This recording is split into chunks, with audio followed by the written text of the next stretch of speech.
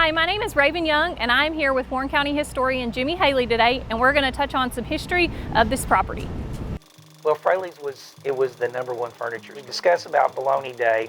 It really just started with Mr. Fraley, just like I said, bringing a loaf of bologna and some crackers. And just a little background, of course, McMinnville was established in 1810, and they divided the city off into town lots. And so this block from Spring Street on is 28, 29, 30, 31, 32, and 33. So this would be lot 32. And so originally this was residential area in the beginnings of the town. And so later on, as residences became less fashionable, commerce and industry moved on this end of town. There was quite a few schools on the other end, but actually the town ended with this lot here. And so before the Civil War and thereafter, there was a large home there that was converted to a hotel. It was called the Tate House. And so it was one of the premier places to stay, along with the Warren House, which was down on the other corner where Citizens Tri-County Bank is. So the Tate House was really a tavern. It was a meeting place. People held parties there. And so when it burned in the mid-20s, the lot was empty, and Mr. Barry Brown in 1926 then erected the Brown Hotel, which became one of the most modern, up-to-date, air-conditioned hotels in the city. It wasn't luxurious. It was mostly for working people who were coming into town, which we had a lot of businesses here that recruited folks, and so they needed a quick, easy place to stay, and that was the Brown Hotel. It was very streamlined. Didn't have fancy furniture in it. Most of the furniture was metal. Metal beds, metal dressers, metal side tables, metal cabinets. It was kind of industrial. So for the 1920s, that was pretty big.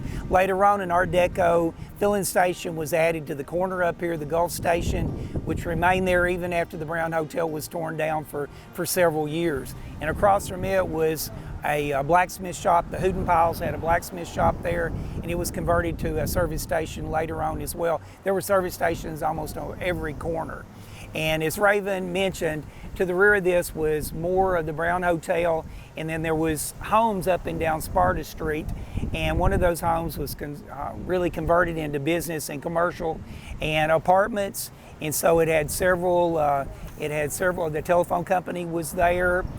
The Moose Lodge started there as well, and then apartments were there. Dottie West even lived in one of the apartments at one time as well. So those have been removed. Morford Street on the rear was mostly blacksmith shops and small businesses. It was never quite fashionable the way that Main Street was. And also on this lot, we actually started digging up as we have ran water lines and everything to the rear of the building that will go for our upstairs units. As we were digging and trenching through what was this grass lot here, we've pulled out all sorts of bricks that were from the foundation of the Brown Hotel, and we've salvaged a lot of those. I'll actually show you some of those later. But so lots of historical artifacts that have come out of the ground, because when they bulldozed it down, they just buried it all right here in the lot. So the foundations and everything are still here under the ground. And Western Union was also in the Brown Hotel building as well. So that was, that was the early internet at the time when you wired money rather than using Venmo. So it was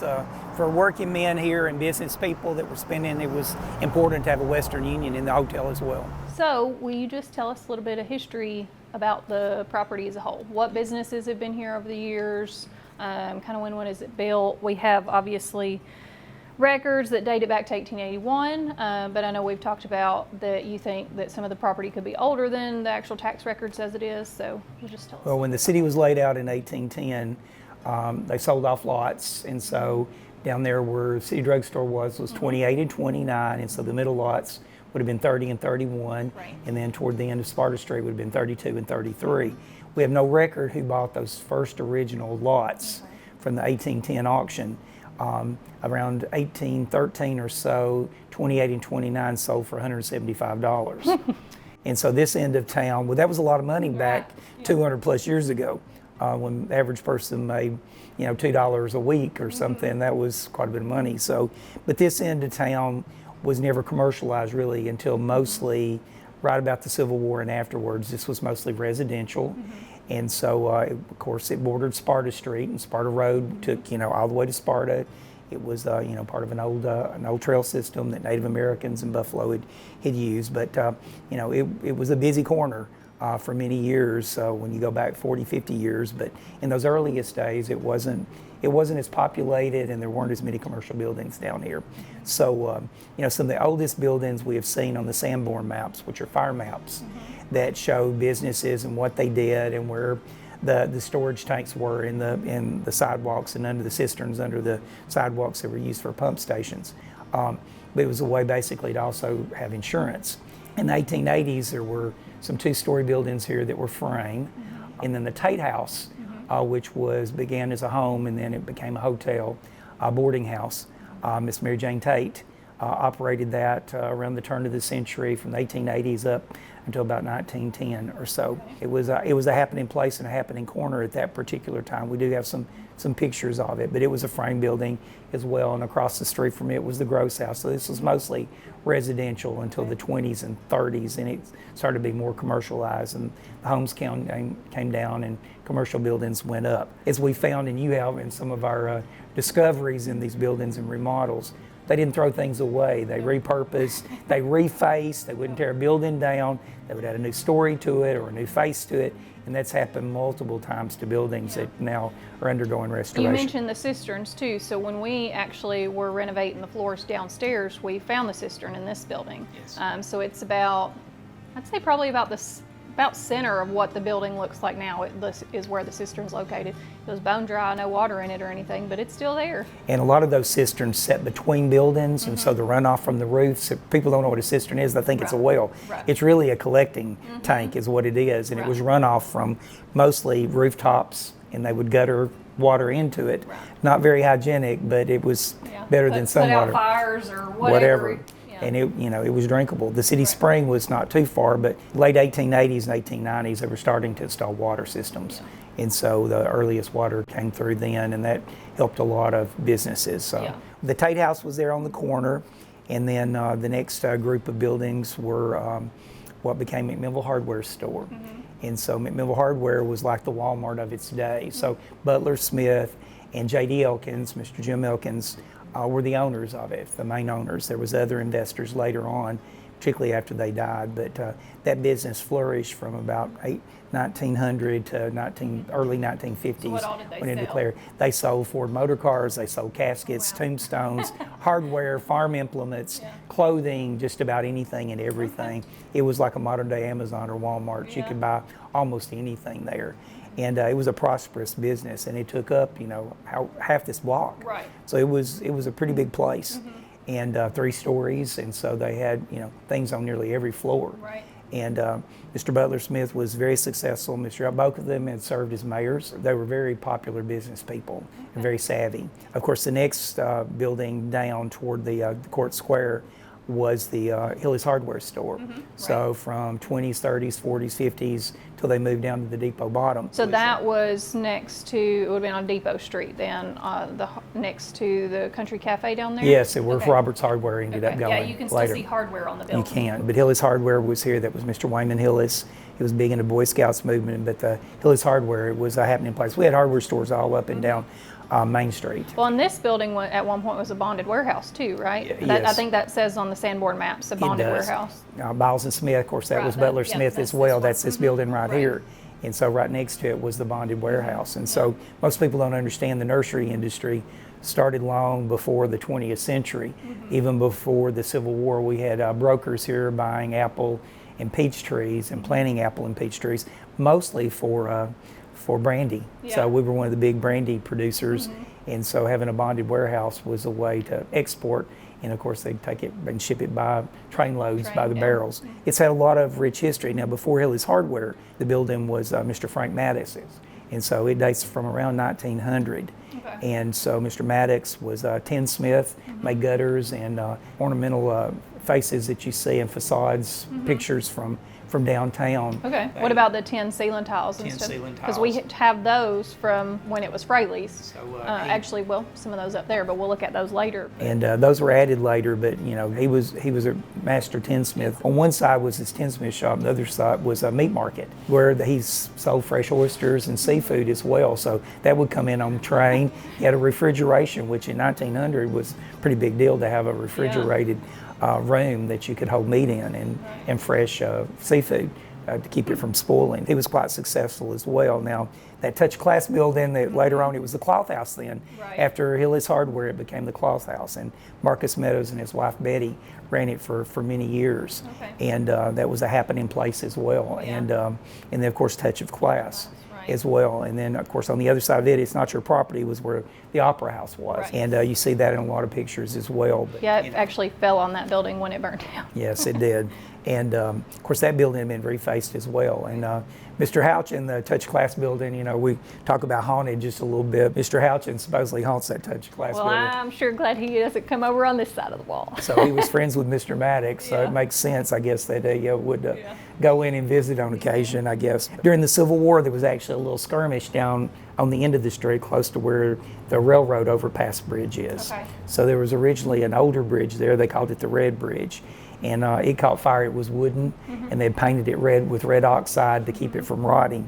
And a train went by and shot out sparks, and there was a lot of martins and birds' nests up underneath it, and it burned Burned it down. burned down. But there was a little skirmish right in that particular area where the high rises are. And then there's one story told from across the street, Mr. Biles's livery stable, where Mr. Houchin was a young man and was working there. He sat on the rooftop and watched the Civil War. We also have connection with the Civil War as well. In the 1890s, there's a picture of the Tate House, and it shows some Confederate and Union soldiers in outfits. Okay. It was a reenactment. Is that the they picture had. you were showing me earlier? Yes, and so it's a reenactment picture. So they were marching up and down the street with, I guess, their regalia on, Yeah. and that one last thing. Many of them went to would dress up and ride to reenactments in Murfreesboro or anything else, or reunions they called them. We had one reunion in 1878 that was down in where the cemetery is at Riverside.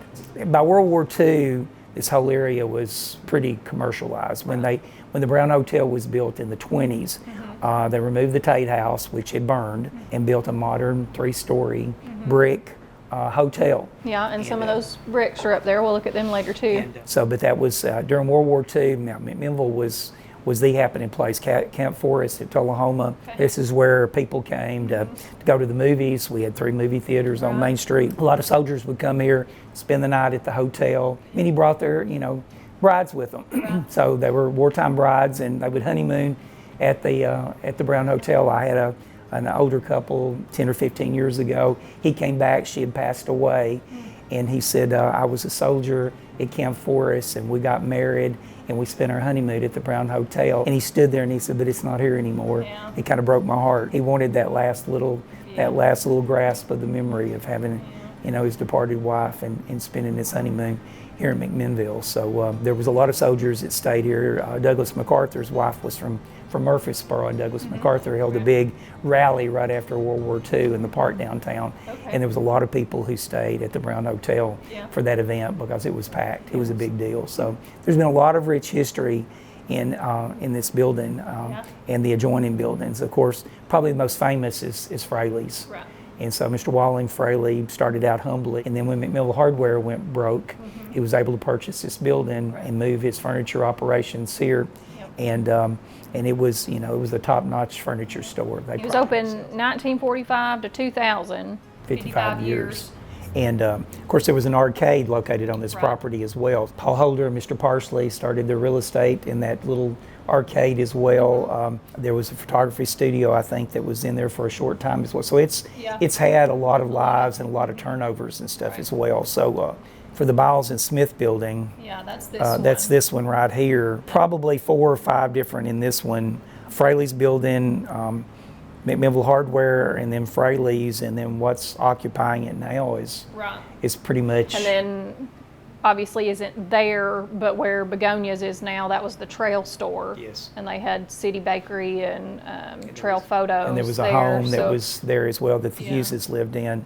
that set back, and when the hotel was built in '26 by Barry Brown, the house was still there on the Sanborn maps, but in 1930 it was gone. So the Brown Hotel, obviously that's not here anymore, but Chick Brown, did he own that at one point? Mr. Barry Brown was and that's Ann Brown's husband's family as well. I had just heard a story, but it's been passed on, so I don't know what parts of it are true, that Chick, before he went to war, I was assuming the parcel that was the Brown Hotel, but his sister convinced him to sell it before he went to war in case he died. And so I didn't know if Barry Brown and Chick maybe were brothers They were or relatives. just relatives. Yeah. Okay. This whole block, and including the rear portion, Morford Street was never that fashionable. Yeah. And so there was feed stores, and there was little blacksmith shops, and of course all the way down from Sparta Street, from where the Tate House was, all the way down were homes and houses, and all those have been gone and removed there's for a nothing long time. left, There's yeah. nothing left. Line Street was all homes. Part of Morford Street in here was homes, and there, when you go to Spring Street, the Oldham house sat on the corner. There was houses all the way down, homes, shared space, common space, oftentimes with commercial buildings for years, particularly on West Main and East Main Street as well. As far as preserving the history we have here, preserving the architectural details such as the brick and the tin ceiling tiles, the way the facade looks, why do you think that's important to our history to be able to learn from that? Well, as we alluded to before, McMinnville, we've repurposed and recycled buildings a lot. So that's nothing new.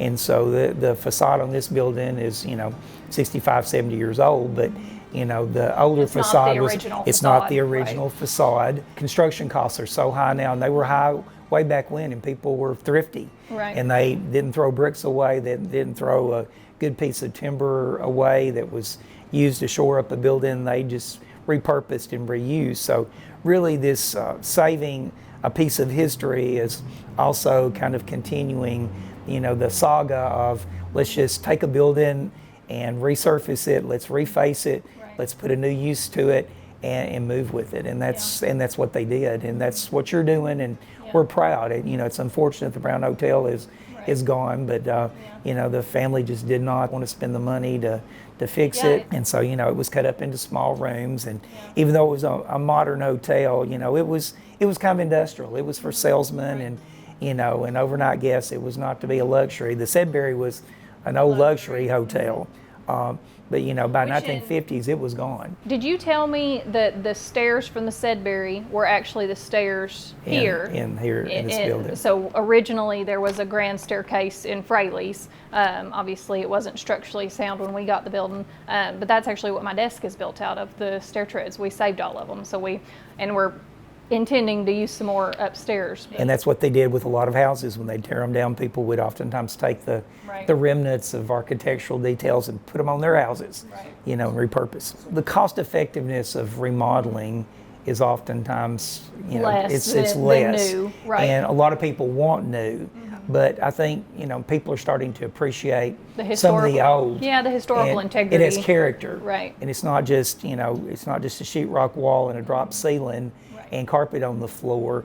You see that integrity, you feel that little piece of history. It gives you a sense of space. Right. Even in Nashville, they've started saving some of the old buildings because people like that feel.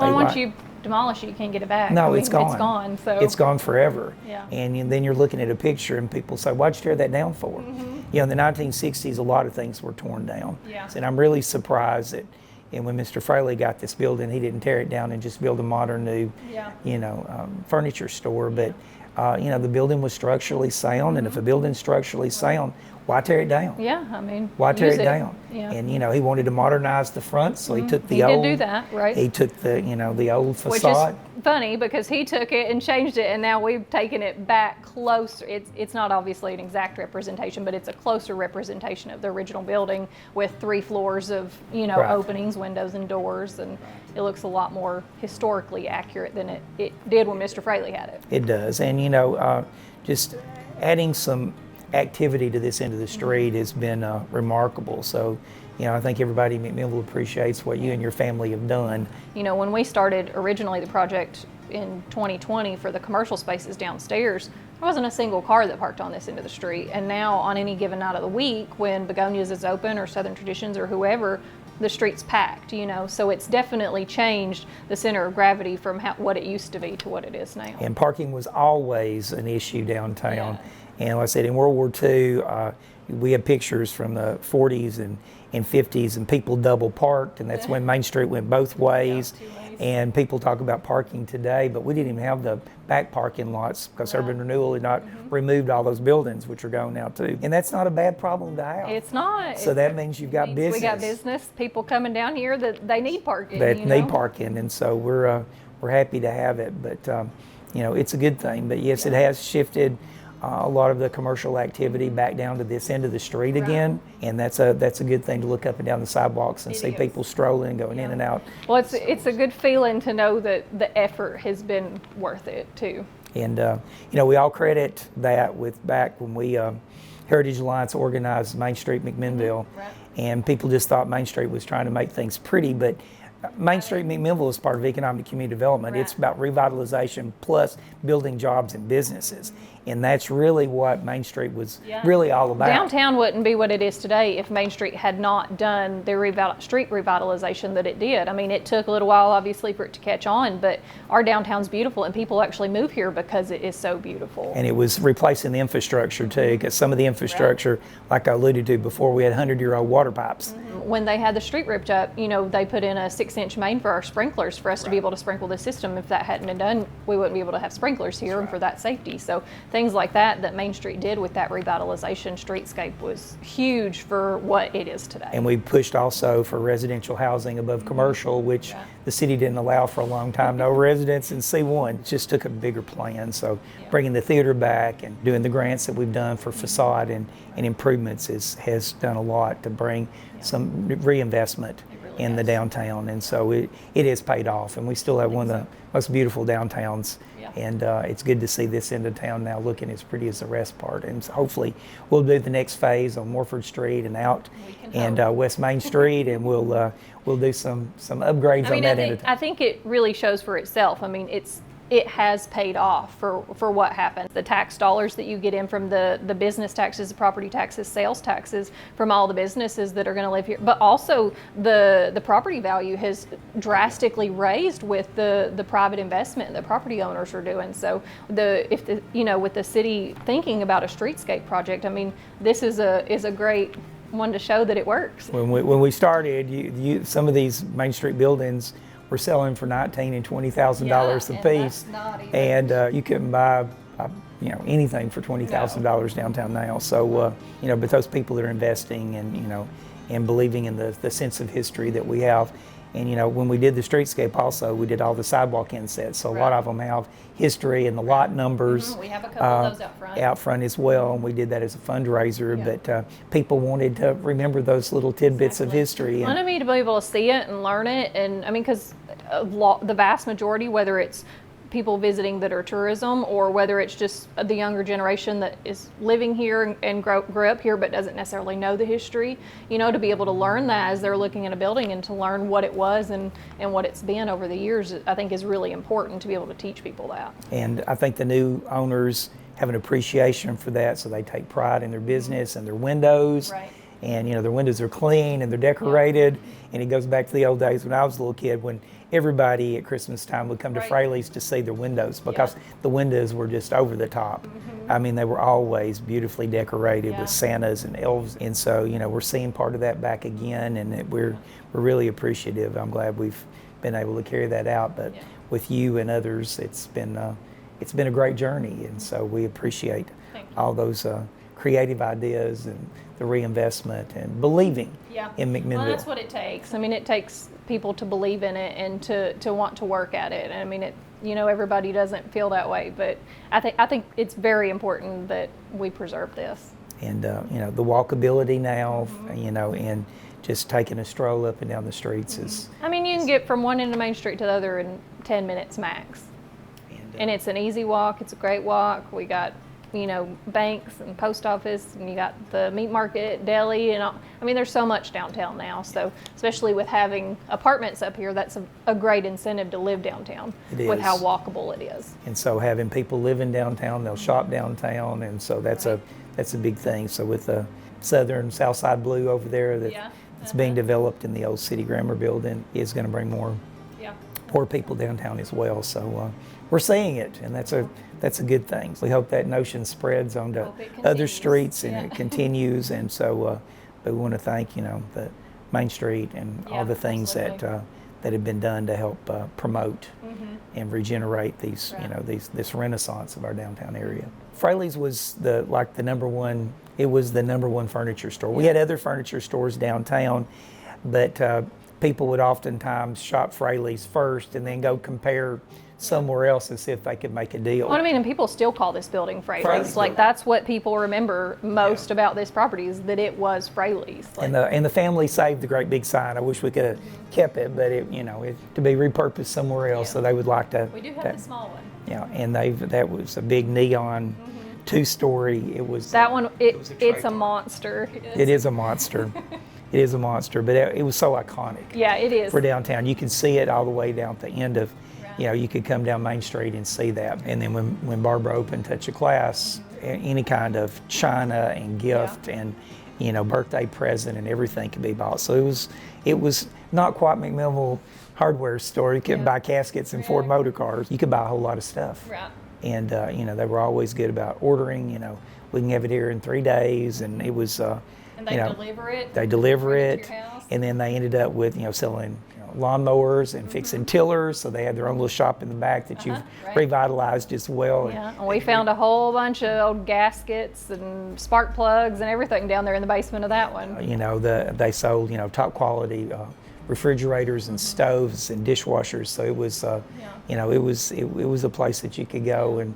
Well, and furnish your own two, home. it started Bologna Day. I know that's something specific to McMinnville, but it's a big thing now, really, and it started here in this building. It did, and I was going to allude to that too. Mr. Fraley was, back then everybody were big Southern Democrats, and they hosted all kinds of rallies and had political candidates here and there and everywhere. And Mr. Fraley and some of the old time Democrats decided that they were going to start meeting and discussing politics, and they'd bring a loaf of bologna and some crackers and some Dr. Pepper or Sundrop, and they'd sit around and talk politics, and they started inviting politicians, and it grew to be a big thing right here in this building. And then of course now we do it at the state capitol, and we have it hosted by local businesses, host the food, and Prater's usually prepares it, but everybody stops by.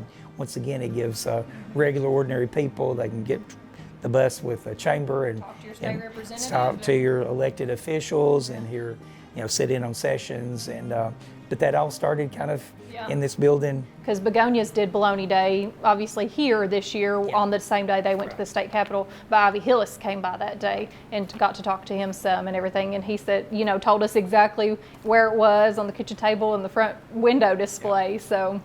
Mr. Hillis represented Warren County in the General Assembly, and so we had quite a few people down there that were kind of movers and groovers. And so Commissioner of Agriculture, Mr. Ed Porter, was from McMinnville as well. And but all these people, it kind of started here, that grassroots. Right. Back then, most businesses did a lot to promote. They were investing back in people too by hosting things, and Fraley's was always they were always a great sponsor. Fraley's name was on everything. Anytime you needed a sponsor for anything, you look back at old ads and everything. Fraley's Was always there, and Mr. Fraley wanted to give back. That was part of his philosophy. If God's been good to me, I want to share some of it back with the people Well, that and he help. served as chamber president, I Yes. believe, and he was on several different boards and all sorts of stuff. I mean, he really volunteered his time to He do did things. volunteer his time, and then his daughter Barbara Fraley, she was just as involved, and she was out there, politicking just right alongside her daddy oftentimes as well. So, but those are great memories to preserve. Right. Some of the stories and continue, and that's a happy moment Well, like for I me. said, even today, if I give somebody the address for here and they don't know where I'm talking about, I said it's Ole Fraley's building. Oh, I know where that's at. So. Well, just having that big sign out front.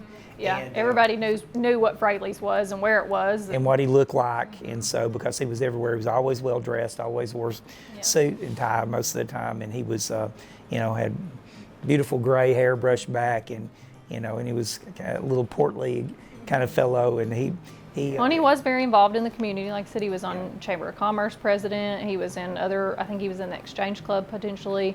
I mean, very active in civic organizations within the community. like I said, he's left a great legacy, and I think people just knowing the name Fraley's on the building, they felt like they knew Mr. Fraley. Right. They did. And you didn't always see him when you came in the store, but he was always somewhere because he had a great staff of salesmen.